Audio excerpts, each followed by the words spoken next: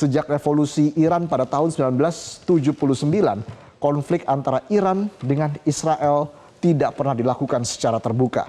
Berbagai serangan dilakukan kedua negara, mulai dari serangan udara, darat, laut, hingga cyber, namun tidak pernah secara terbuka. Iran cenderung menggunakan proksi asingnya untuk menyerang Israel, misalnya melalui kelompok militan Hamas, Hizbullah, dan Islamic Jihadis. Sementara Israel menyerang Iran dengan cara melakukan pembunuhan bertarget terhadap petinggi militer Iran dan ilmuwan Iran. Namun, serangan Israel ke kedutaan besar Iran di Damaskus, Suriah pada awal April menjadi game changer. Iran menilai Israel telah melanggar hukum internasional dengan menyerang fasilitas diplomatik.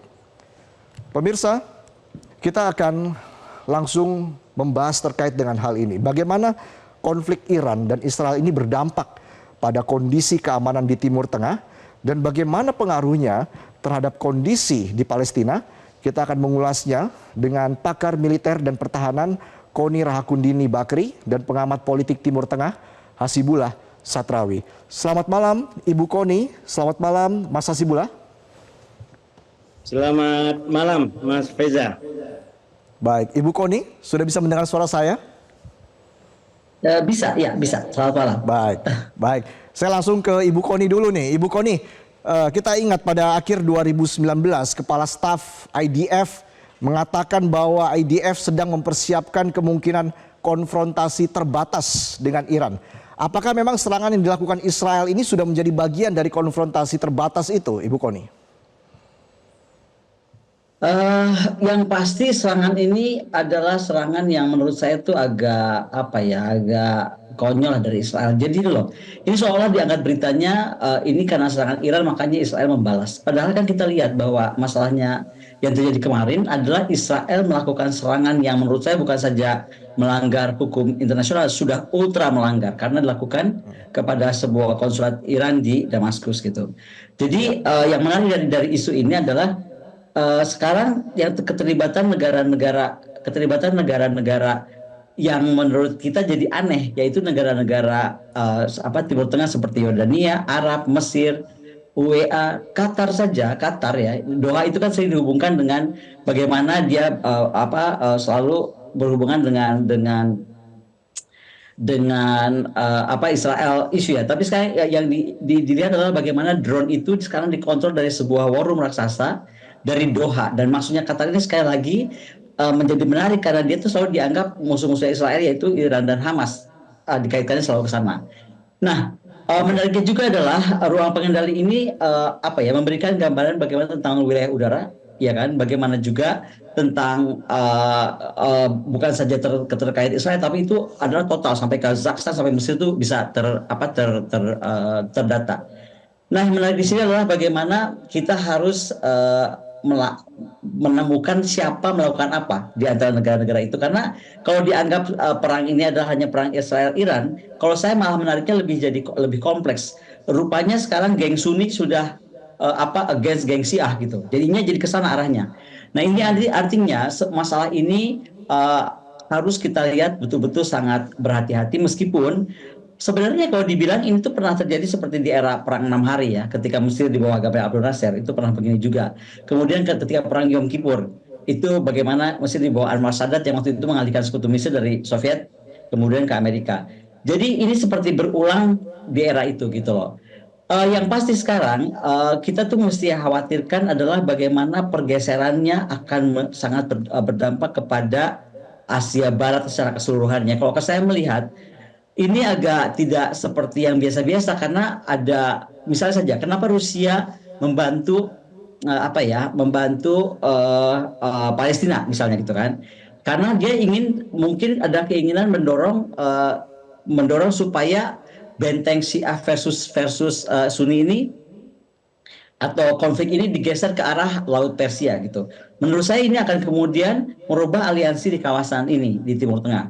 Nah, ketika ini kita bicara soal aliansi yang baru, maka kita apa yang diinginkan mungkin juga bagaimana efek dari separatisme Turki, bagaimana pengaruh dari sisi timur Turki, kemudian ketika Suriah terkepung aliansi Turki, Irak, Yordania, dan lain-lain. Jadi Oke. jangan cuma dilihat negara yang sedang berseterunya, tetapi dilihat bagaimana dampaknya, terutama kalau saya bilang ini bahayanya jadi akan bergeser ke titik dari mulai perang Laut Persia, kemudian akan menurut saya akan berdampak ke Kabul lagi yang bergolak, kemudian ke Pakistan.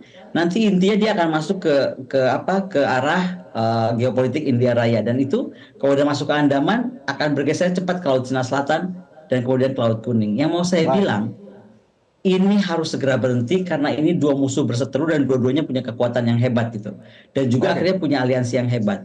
Itu kenapa menurut saya keputusan kemarin di PBB itu mengejutkan kita semua ya, karena yang memveto adalah Amerika Serikat. Jadi kita harus yakin betul bahwa perdamaian yang mahal ini harus segera terwujud, karena kalau tidak, kebanyakan atau terlalu banyak orang yang akan menggunakan momentum ini untuk kepentingan negara masing-masing. Yang kedua yang paling penting, mungkin pendekatan lain mesti diambil ya. Saya melihat perang berkelanjutan dan lama ini kan nggak terlepaskan tadi dari saya sebutkan ya, dari Sunni Syiah itu. Nah, kalau bicara itu, kita betul-betul harus melihat bagaimana karakter bangsa ini. Karakter yang menurut saya susah sejak zaman Sultan Sulaiman pun, beliau tidak pernah menarik demokrasi di daerah tersebut, karena tadi faktor klan yang kuat, faktor kehormatan yang kuat, faktor ikatan keluarga, dan semuanya itu melebihi tentang apa yang disebut perdamaian. Nah, kita akhirnya menurut saya harusnya berani juga mendudukan sumber masalahnya itu, yaitu ketika Inggris keluar dengan Balfour Declaration. Jadi berbicara tentang Timur Tengah ini, kita menurut saya yang pesimis yang malah akan jadi perkiraannya tepat, dan saya adalah salah satu yang pesimis. Saya merasa kalau itu ya, tidak diselesaikan betul akan berbahaya. Oke, saya beralih ke Mas Hasibullah. Anda melihat hal yang sama, Mas Hasibullah, bahwa ini akan bergeser Sunni versus Syiah begitu? Karena kan selama 4 dekade Iran menghindari perang besar-besaran dengan Israel terkait Palestina, namun Iran juga selalu memperingatkan konsekuensi serius jika Israel menyerang Iran. Apakah memang serangan Israel ke Iran ini akan berpotensi atau memicu perang yang lebih besar lagi, Mas Hasibullah? Ya, terima kasih. Selamat malam pemirsa semua.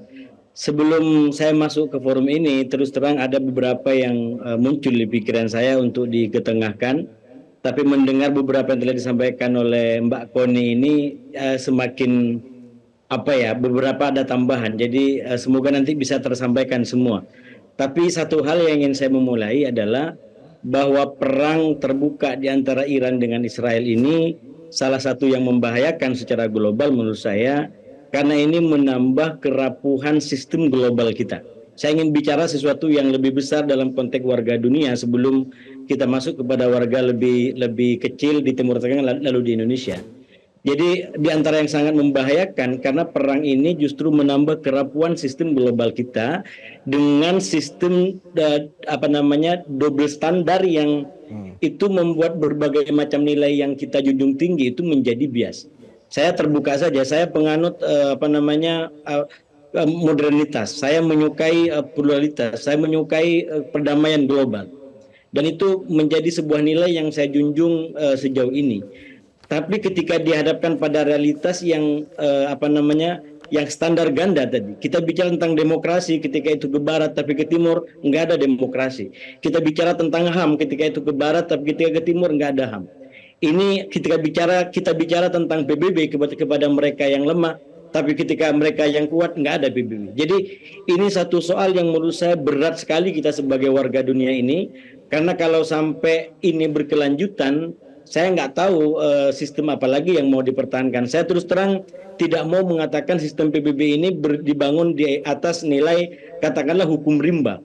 Itu beberapa profesor, beberapa ahli mengatakan itu di Indonesia. Tapi saya masih optimis, janganlah ini menjadi alasan menjadi hukum rimba. Kita berada di nilai modernitas, di nilai HAM yang menurut saya jauh lebih baik. Jadi jangan sampai ini kita biarkan menjadi rimba dalam pengertian yang tidak lagi ada nilai-nilai kebenaran, nilai-nilai keluhuran yang di atas semua itu, daripada sebuah like and dislike lalu aliansi dan lain sebagainya. Ini satu perspektif yang ingin saya masuk. mengawali pembicaraan semoga menjadi nikmat pada malam hari ini dengan Ya. Bu Kenny dan dengan pemirsa semua. Nah, yang kedua, buru-buru saya ingin masuk kepada yang tadi disampaikan oleh Mbak Koni tadi. Mungkin judulnya adalah politik itu selalu ada ruang depan dan ruang belakang. Nah, beberapa hal yang tadi telah disampaikan oleh Mbak Koni, termasuk mengenai katakanlah problem sektarianisme, itu masuk di dalam panggung-panggung belakang tadi ya.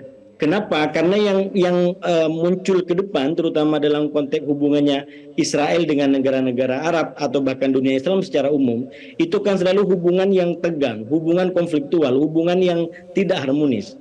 Itu yang ditampakkan ke publik gitu.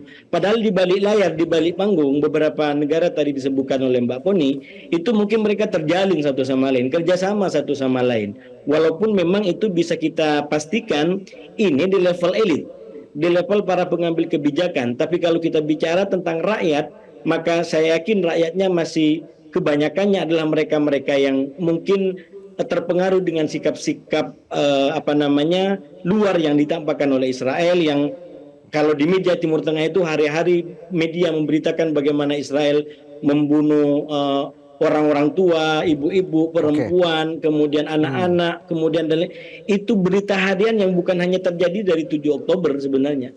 Itu sudah berkepanjangan bertahun-tahun. Saya pernah 5 tahun hidup di Mesir dan itu bertahun-tahun menjadi sajian publik, berita publik. Dan itulah yang kemudian menimbulkan keyakinan atau sikap masyarakat di Timur Tengah ini secara umum tidak menerima Israel sebagai sebuah negara ya. Tentu sebagai sebuah komunitas, apalagi ini masyarakat itu banyak juga pandangan di negara Timur Tengah, tapi secara umum ada kecenderungan seperti itu. Jadi kita harus bisa membedakan di antara yang ditampakkan dan yang tidak ditampakkan, dan beberapa yang tadi disampaikan oleh Mbak Koni itu memang masuk di wilayah yang tidak ditampakkan. Nah, masuk kepada wajah depan dan belakang tadi ya, Mas Hasibulah, wajah depan dan belakang politik tadi ya. Judul yang disampaikan oleh Metro TV menurut saya justru masuk di situ. Ketika Iran Israel saling gebuk, Palestina makin terpuruk. Nah, ini menurut saya salah satu angle pembahasan yang paling penting. Nah, peristiwa veto yang digunakan oleh Amerika Serikat di PBB untuk menggugurkan resolusi keanggotaan penuh Palestina ini bisa menjadi salah satu contoh daripada judul ini. Kenapa? Karena kalau kita coba crosskan dua perkembangan di antara hubungan Israel dengan Iran dan Israel dengan Gaza, maka sebenarnya ada persoalan veto tadi. Saya sebutkan demikian, kalau kita ikutin episode terbaru dari konflik Israel dengan Gaza pasca 7 Oktober, maka sebenarnya menimbulkan keketiran di antara Israel dengan Amerika. Kenapa? Dan Mas Hasibulah, artinya sikap Amerika ini juga dipertanyakan ya, karena kan sejauh ini Amerika Serikat seakan-akan bersikap tidak mau ikut campur, tapi kok juga masih kasih kucuran dana begitu ya, $14 juta ke Israel.